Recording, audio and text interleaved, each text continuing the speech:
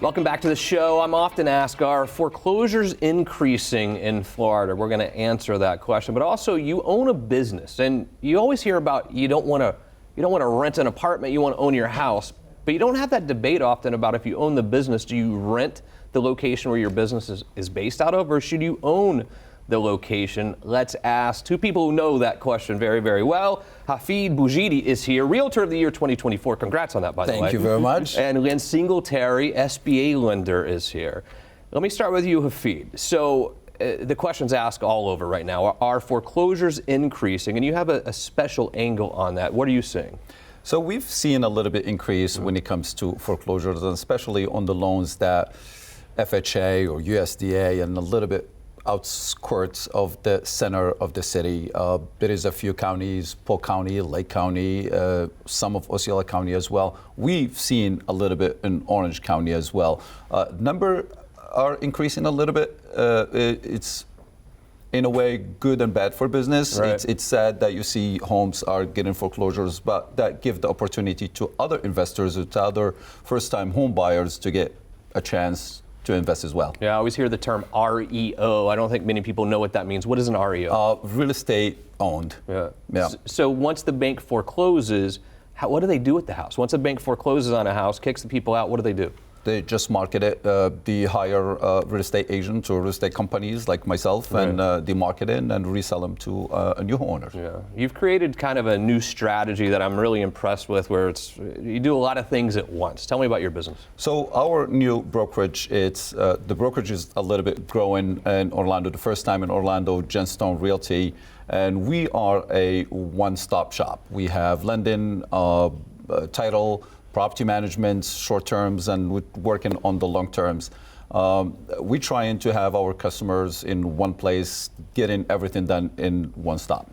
How do you become Realtor of the Year? How can I be like TV host of the year? Do I need like an army of people to help, or how does that happen? Well, I'm grateful to our members, to the people that voted me as Realtor of the Year. That's very humbling recognition, absolutely. Yeah. Lynn Singletary. So I own a business. And it's so weird for me because you always hear about people saying you should never rent an apartment, you need to buy a house. But when it comes to business owners, I don't hear that debate as much. Why don't we talk about it as much with business owners, owning versus renting? Right. Well, a lot of times if you're just starting your business, you're not sure, so you may want to go into a lease because you're just not sure, what's going to happen. Right. However, if you've been there 5, 10, 15 years and you're leasing, you got to look at it and say, why am I paying a landlord their mortgage or paying their, building their wealth when I can be building my own? So there are some businesses that, may still, it makes more sense for them to lease. But most business owners, to me, it just makes no sense to be putting, I've looked at transactions where the business owners paid $500,000 in annual rent for 10 years.